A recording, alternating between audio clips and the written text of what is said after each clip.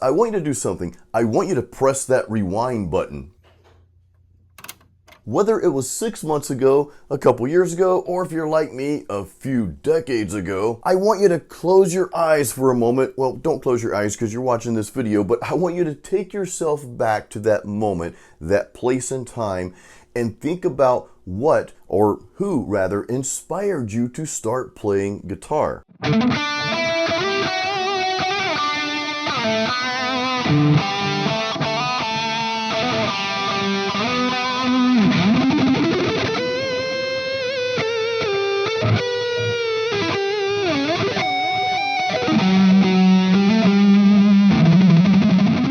Today I'm going to share with you my 3 greatest influences, but more importantly, I'm going to share some things that I learned from these 3 guitar players, things that I learned from them early on, and of course I still carry these things very closely to me even to this day. And of course I think they will help you as well, which is why we're doing this video. So we'll start with number 1, and actually these are in no particular order, but one of my greatest influences for playing guitar was Kirk Hammett of Metallica, as if I needed to clarify that. But before I tell you the 2 key things that I learned from Kirk, which again, I still carry these things with me today and probably even more so now, I've got to dial it back, I'd say probably maybe 4 to 6 months prior to me picking up my first guitar, which was in 1989. Now, many of you have heard the story or you've read it in my book, Heavy Metal and Weights, which is on Amazon, by the way. So I'll tell the short version here. So I was on the bus, which we called the bus the cheese wagon back in those days, and there was this dude with long hair, jean jacket, had all these cool patches, Exodus, Testament, Slayer, Megadeth, Metallica, all these really cool patches. I admired this dude. He was different, and of course the other kids, they kind of made fun of him, but they were a little freaked out by him at the same time, so they didn't really pick on him. He was that dude that, well, better stay away from him because he listens to that there devil music. I grew up in a small town, hey. And I was kind of timid. I didn't really fit into any category, so I was kind of out there on my own. So I was on the bus and I looked over at him. He was playing air drums, you know, jamming, had his headphones on. He knew I was about to ask him a question. So he pulled one earphone away and he started grinning already because he knew what I was about to ask him, and he probably already knew that I was sold. And of course I'm like, dude, can you please tell me what you're listening to? Huge smile. He was like, yeah, man, Metallica. And either that day or the next day, I went to the store with my 20 bucks I just made cutting grass that week, and I bought Metallica's Master of Puppets and Justice for All. These are cassettes, by the way. Now, here's one of the things I learned from Kirk, or really about Kirk Hammett, that really kind of pushed me deeper into metal music. One of the things about the metalheads, you know, they just had this really intimidating look. Man, they had the long hair, they had the jackets with all these cool patches and cool shirts like I'm wearing now, and and I was kind of intimidated by that. Look, I was really like, I really lacked confidence as a kid growing up, all throughout my childhood. That whole self-esteem thing did not exist in Jason's world at all. So I was very much intimidated by them. Now, were they intimidating? Probably not. It was just my own perception. But the thing about Kirk is, as I dug more into Kirk, into his personality, he was just very much a laid-back person, and just very cool and just kind of relaxed, and didn't really give off the same vibe that I got from, you know, other metalheads. And again, maybe that was just my perception due to my own insecurities at that time. I'll freely admit that. But nonetheless, your perception is your reality, right? So just seeing how cool he was just one of those things like, okay, yeah, I want to be like that. That's who I am already, and I want to play guitar like that. Now, the other important thing I learned from Kirk's playing, even though he was playing thrash metal, and let's be honest, Metallica, they played heavy metal. It was thrash metal. They played fast, but Kirk always had a sense of melody in his solos, and I loved that. It wasn't just a bunch of fast notes thrown together. He had this melodic line pretty much in every single solo that he put out there in every Metallica song. And the other thing about Kirk is when he played guitar, when he played a solo, you actually knew who it was playing. So he had created a signature sound. And I think that's extremely important for all of us guitar players, you know, whether you're playing professionally or even if you're just jamming, even if playing guitar is just like an outlet. I still want you to create your own signature sound. I want you to focus on that. Allow that natural melody that's within you to come out, okay? Allow that to come out in your playing. So that was some of the things I took away from Kirk Hammett. And again, He's not trying to be, you know, this guitar player or that guitar player or play faster than that one or that one or that one. He's got his own signature style. He's got his own sense of melody, and that's what I admire about Kirk's playing, and that's what I've tried to really integrate even more into my own playing. Number 2, Joe Satriani. So Satriani was indeed one of my greatest influences when I first started playing, and I'll tell you that short story here in a second. But even today, guys, right now today, I would say he is still my favorite guitar player. He's my greatest influence. His playing, his style, his sense of melody, I know we talked about that with Kirk, but there's a little bit different side of that here. I still carry that with me into my playing as well. And in fact, you know, you can hear a lot of Joe Satriani influence in my guitar solos. Now, I am not in any way comparing myself to Joe or any of the guitar players that I'm going to talk about in this video here. But, you know, naturally you carry certain influences into your playing, of course, as you're developing your own signature style. So before I tell you the important things that I learned from Joe and that I still carry with me to this day, I've got to dial back to about 1990. So I picked up my first guitar at the end of 1989, December 89. I started playing my uncle's old acoustic, so I started trying to pick out stuff on there. I think my first song, which many people's first song, was Iron Man. So my dad saw that I was serious about it, and you know, he knew I wanted to play metal music, so I needed that electric guitar. Of course, now metal wasn't really smiled upon in the area I lived in, because remember, it's the devil's music and all. But my parents supported me anyway. They knew that I was passionate about this, and they decided to buy me an electric guitar. So my dad connected with a local musician, an old friend of his, Ronnie Miller, who Ronnie Miller is still, I think, today an active musician in Pensacola, Florida. So we picked up a guitar, which was, you know, kind of a cheap guitar. It was like this bright red Gremlin. I don't even know if that's a real brand, and a small Dean Markley amp. Now, on the way back from the music store, we stopped by Ronnie Miller's house, and Ronnie was just kind of showing me some things, you know, giving me a little inspiration, and he's like, man, I want you to hear something real quick. He popped in an album, and then Flying in a Blue Dream comes on. Oh my God, I was so mesmerized. I was like, I'd never heard anything like this before. You know, I'd heard Metallica, I'd heard Guns N' Roses and Scorpions and all these other metal bands, and of course I was into 80s pop music too back then. I mean, the thing about the 80s is just, everything in the 80s was just cool. But the beautiful melodies that I heard during that song, and of course we continued to listen to track 2 and so forth, I was hooked, guys. I was like, this is what I want to be. This is who I want to be like, you know, Joe Satriani. Wow. So here are a few things that I learned from Joe Satriani. And, you know, some of these things, like, I loved them back then, but I didn't really connect with these concepts I'm about to share with you really until later, as I began to evolve as a musician.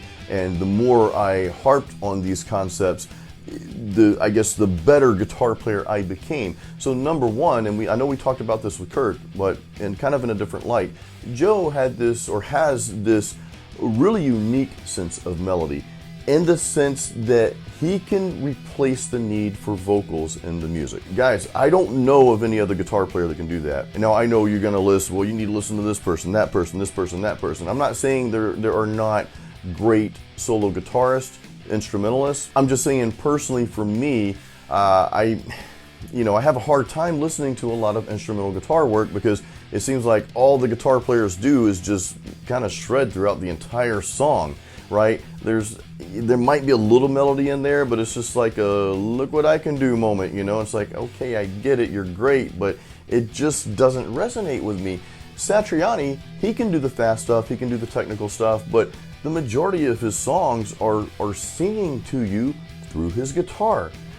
Just not a lot of guitar players can do that. And again, that's just my opinion. That's just kind of my take on it, my perspective, right? But that's one of the things that I've learned from Joe, and I really take with me today, is when I'm playing a guitar solo, okay, maybe I can play this part really fast and throw in a bunch of notes, but maybe the song doesn't call for that. Maybe I want to captivate the listener in a different way. Maybe I don't need to say, hey, I can play this fast all the time. Maybe instead I need to say, what about this really awesome melody line that takes you on a journey that I can play for you, and I can tell that story with you, make you a part of that story, rather than say, oh, look how fast Jason can play. That's what I love about Joe. He knows when to put in those fast and technical pieces into the solo, but he also knows when to back off and let the guitar sing and let the guitar take you on that journey and allow you to be part of that story. I could elaborate on this for days, but this video would be super long. But anyway, I think this is really important for you as a guitar player to remember that I know some of you watching this right now, you may be at that level where you can shred. But it doesn't mean that you have to do that thing all the time. Doesn't mean you can't do it. It doesn't mean you shouldn't do it. But it just means that leave room to take the listener on a true journey, so that where it's not about you all the time, look what I can do, but it's more about the song, and again, about allowing that listener to be a part of your story. The other thing I learned from Joe, and this is probably the most crucial thing that I've learned from Joe, and this is the thing that I am really integrating more of the older I get, was Joe's work ethic from day one, and Joe's dedication to the guitar from day one. So I picked up his book, Strange Beautiful Music. Awesome book. I love reading autobiographies and memoirs and that sort of thing. But the thing about his book here, the thing about this is his stories aren't filled with, well, I got drunk or got high and did this and trash hotel rooms. It wasn't about all the stupid stuff that these musicians get into. His life was devoted to guitar. I take that work ethic and I harness that. I think about Joe's life and how he's gotten to where he is. So yeah, Joe Satriani, the sense of melody is just beautiful. I must also bring up, he has his own signature sound and style and tone and everything. He can play, I say, within 2 notes, you know it's him, you know exactly who it is. And Joe's work ethic. Guitarist number 3 who had a tremendous impact on me as not only a musician and guitar player, but just a person in general. And this guitarist is not somebody that you're going to know. Or a few of you watching this video, if you grew up with me, you'll know exactly who this is, but his name was Ronnie Goodman. Now I mentioned Ronnie Miller earlier. This is a different Ronnie. This is Ronnie Goodman. And Ronnie Goodman was a man that I grew up with in the church that I grew up in. He was kind of like a jazz/blues style musician, which that was totally not my thing, you know. Jazz, blues, that's not metal. But I still had this deep admiration for Ronnie's playing style. On top of that though, he was just really an awesome person, just really cool person to be around. And the cool thing is as I started playing, once I started playing guitar, I actually started playing in church. And of course, a few of my other buddies in there, you know, we had a bass player, one Matt played bass, another Matt played keyboards, and then of course, Alex, he was another guitar player, which he's still an active musician today. Alex, what's up, dude, if you're watching this?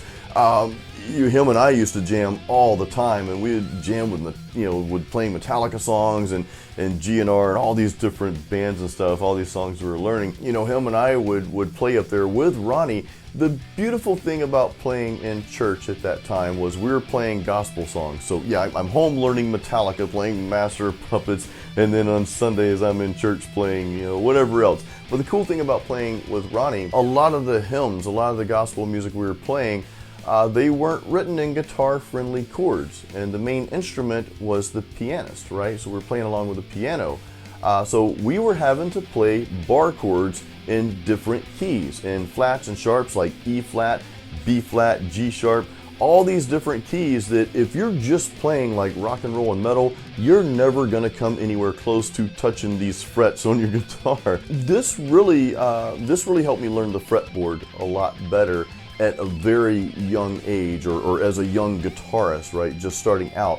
So I immediately just learned the fretboard way better than I ever would have had I not had that experience. Now, he also wrote many songs, many Christian songs, and of course he would let us play, he would let us learn his songs and play in church with him playing his own music. So those were of course more guitar-friendly chords like G and D and so forth. But so we had the opportunity to do that as well, which was really cool. So I just learned from Ronnie, I learned to be more diverse in my music, right? Because what metalhead would dare play in church? Well, that doesn't go together.